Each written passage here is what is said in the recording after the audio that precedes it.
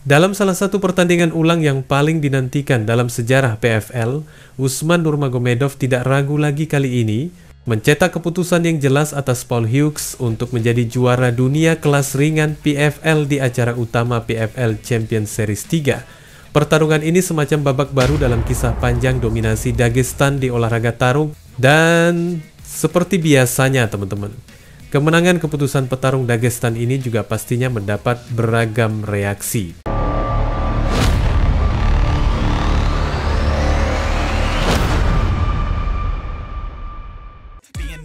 When you should be getting after it. I got facts over tracks, this and that, spitting slow, spitting fast. I could roast, I could gas, think I'm okay at last, but I don't know if that can erase all the past. Dari awal Usman tampil tenang, gak ada panik, gak ada gerakan terburu-buru. Dengan ciri khas gaya Dagestan, dia ngontrol jalannya duel lewat kombinasi serangan kaki dan tubuh, lalu meruntuhkan ritme Hughes dengan takedown yang presisi. Setiap kali Hughes berusaha bangkit, setiap kali dia coba nyari momentum lewat kombinasi pukulan, Usman selalu punya jawaban. Entah itu lewat defense rapat, bantingan tepat waktu, atau sekadar tekanan fisik yang bikin lawan jadi frustasi. Hughes jelas nunjukin hatinya. Dia bukan tipe petarung yang gampang nyerah. Bahkan di ronde-ronde akhir, ketika tenaganya mulai menipis, dia masih coba keluarin serangan beruntun, nge-push Usman dengan kombinasi hook dan straight. Tapi masalahnya, setiap kali dia dapat sedikit harapan, Usman lagi-lagi ngehancurin momentumnya. Gaya permainan yang simple tapi efektif. Bikin lawan capek, bikin lawan mikir, dan bikin lawan sadar kalau nggak ada ruang buat bernapas. Begitu bel terakhir berbunyi, jawabannya udah jelas. Para juri sepakat, 50, 45, 49, 46, dan 48-47. Semuanya buat Usman Nurmagomedov. Skor yang nunjukin kontrol penuh, sekaligus jadi penegasan kalau Usman bukan cuma sekadar bintang muda, tapi udah sah jadi raja lightweight di PFL. Tapi cerita ini nggak berhenti di papan skor. Buat Usman, ini lebih dari sekadar mempertahankan sabuk. Ini soal warisan, soal menunjukkan kalau nama Nurmagomedov bukan legenda masa lalu, tapi masih hidup di generasi sekarang. Paul Hughes dengan segala keteguhan hatinya cuma jadi saksi betapa sulitnya menembus tembok Dagestan.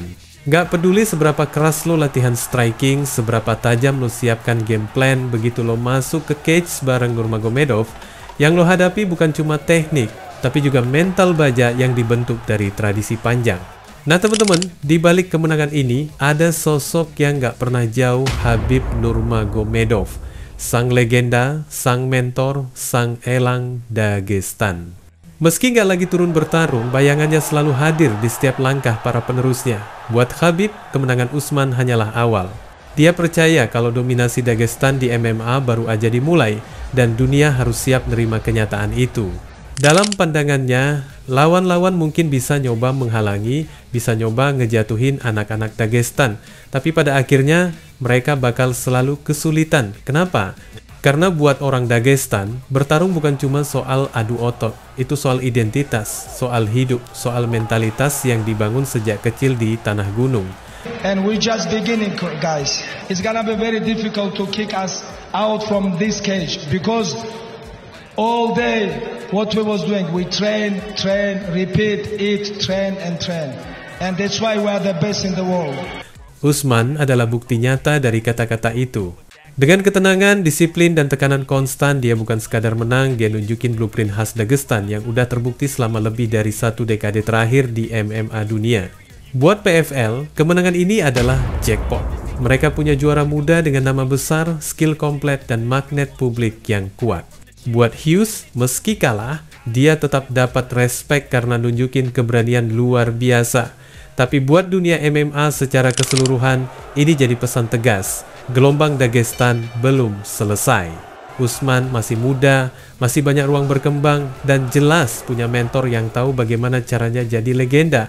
Dengan sabuk lightweight di tangannya sekarang, jalan ke depan terbuka lebar. Dan lawan-lawan di PFL, atau mungkin di luar PFL suatu hari nanti, harus siap menghadapi tantangan berat kalau berani menghadapinya. Dan di malam itu di PFL Champions Series 3, dunia sekali lagi diingatkan kalau nama Nurmagomedov bukan sekadar cerita lama. Dari Khabib yang pernah bikin UFC tunduk sampai Usman yang sekarang berdiri kokoh di PFL, rantai dominasi ini belum terputus. Usman bukan cuma sekadar petarung hebat, dia adalah simbol generasi baru. Generasi yang siap nerusin tahta, siap bikin sejarah panjang Dagestan terus bergulir. Dan kalau nurutin intuisi Khabib, ini baru awal. Paul Hughes boleh pulang dengan luka dan kecewa, tapi buat sejarah, dia udah jadi bagian dari kisah besar ini. Pertarungan ulang ini akan selalu dikenang sebagai malam di mana Usman Nurmagomedov memastikan dirinya bukan cuma pewaris nama besar, tapi juga raja sah lightweight dunia PFL.